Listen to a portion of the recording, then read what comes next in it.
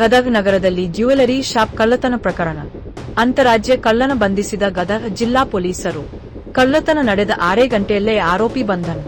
ಮಹಾರಾಷ್ಟ್ರದ ಕೊಲ್ಲಾಪುರ ಪೊಲೀಸರ ಸಹಾಯದೊಂದಿಗೆ ಆರೋಪಿ ಬಂಧನ. ಗುಜರಾತ್ ಮೂಲದ ಮೊಹಮ್ಮದ್ ಹುಸೇನ್ ಸಿದ್ದಿಕಿ ಬಂಧನ.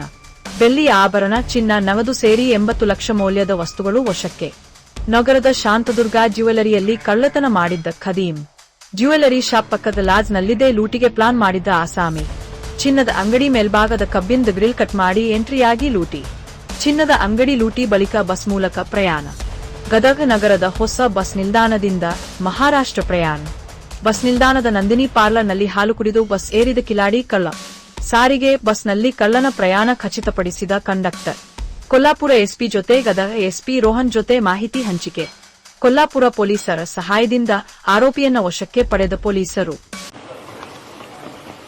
ದಿನಾಂಕ 2/12/2025 ಸುಮಾರು 8:30 ರಾತ್ರಿಯಿಂದ ಮರುದಿನ ಬೆಳಿಗ್ಗೆ 10:10 ಅಂದ್ರೆ ಬೆಳಿಗ್ಗೆ 10 ಗಂಟೆವರೆಗೂ ಆ ನಡುವಿನಲ್ಲಿ ಯಾವುದೋ ಒಂದು ಸಮಯದಲ್ಲಿ ಯಾರೋ ಒಬ್ಬ ಅಥವಾ ಹಲವಾರು ವ್ಯಕ್ತಿ, ನಮ್ಗೆ ಆ ಸಮಯದಲ್ಲಿ ಗೊತ್ತಿರಲ್ಲ, ನಮ್ಮ ಗದಗ ಶಹರ ಪೊಲೀಸ್ ಠಾಣೆ ವ್ಯಾಪ್ತಿಯಲ್ಲಿ ತೋಂಟದಾರ್ಯ ಮಠದ ಕ್ರಾಸ್ ಹತ್ತಿರ ಇರೋ ಶಾಂತದುರ್ಗ ಜ್ಯುವೆಲರಿ ಸ್ಟೋರ್ ಅಲ್ಲಿ ಕಳ್ತನ ಆಗಿದೆ ಅಂತ ಹೇಳಿ ನಮಗೆ ಬೆಳಗ್ಗೆ 10:10 10:30 ಒಳಗಡೆ ಮಾಹಿತಿ ಬರುತ್ತೆ.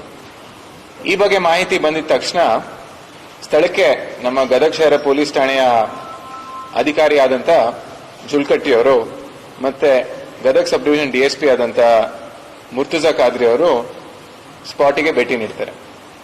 ಆ ಸಮಯದಲ್ಲಿ ಜುಲ್ಕಟ್ಟಿ ಅವರು ಮಾಹಿತಿ ತಿಳಿಸಿದ್ದು ನಾನು ಸಹ ಸ್ಪಾಟಿಗೆ ಭೇಟಿ ನೀಡಿ ನೋಡಿರ್ತೀನಿ.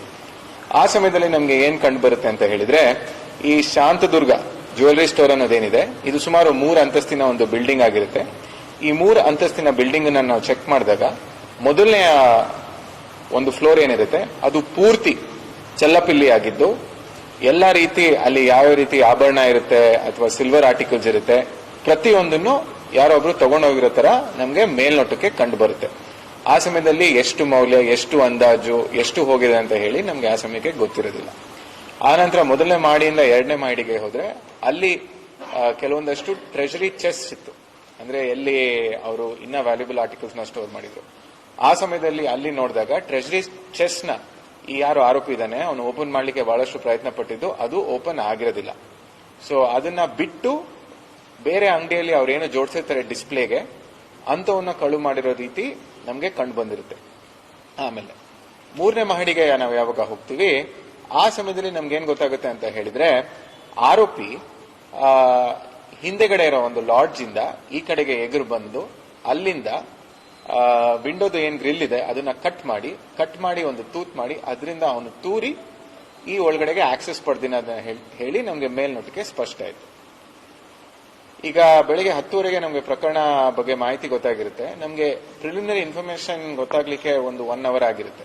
ಸೊ 11:30 ಇದು ನಮ್ಗೆ ಗೊತ್ತಾಗಿದ ತಕ್ಷಣ ಸಮಯದ ಒಂದು ಅಭಾವ ಮತ್ತೆ ನಾವು ಈ ಒಂದು ಪ್ರಕರಣ ಅತಿ ಗಂಭೀರವಾದ ಪ್ರಕರಣ ಅಂತ ಪರಿಗಣಿಸಿ ನಾವು ಎಲ್ಲ ರೀತಿ ಎಫರ್ಟ್ಸ್ ಮಾಡಬೇಕು ಅಂತ ಹೇಳಿ ಎಲ್ಲ ಆಫೀಸರ್ಸ್ ಸ್ಟಾಫ್ ಡಿಸೈಡ್ ಮಾಡಿದ್ವಿ. ನಮ್ಗೆ ಆ ಸಮಯದಲ್ಲಿ ಮುಖ್ಯ ಉದ್ದೇಶ ಏನಿತ್ತು ಅಂತ ಹೇಳಿದ್ರೆ, ನಾವು ಈ ಪ್ರಕರಣನ ಪತ್ತೆ ಹಚ್ಚಲೇಬೇಕು ಅಂತ ಹೇಳಿ ಒಂದು ದೃಢ ನಿಶ್ಚಯನ ನಾವು ಮಾಡ್ಕೊಂಡಿದ್ವಿ. ಅದಕ್ಕೆ ಈ ದೃಢ ನಿಶ್ಚಯದಂತೆ ನಮ್ಮ ಡಿಎಸ್ಪಿ ಗದಗ ಅವರು, ಖಾದ್ರಿ ಅವರು, ಅವರ ಎಲ್ಲ ಟೀಮ್ನ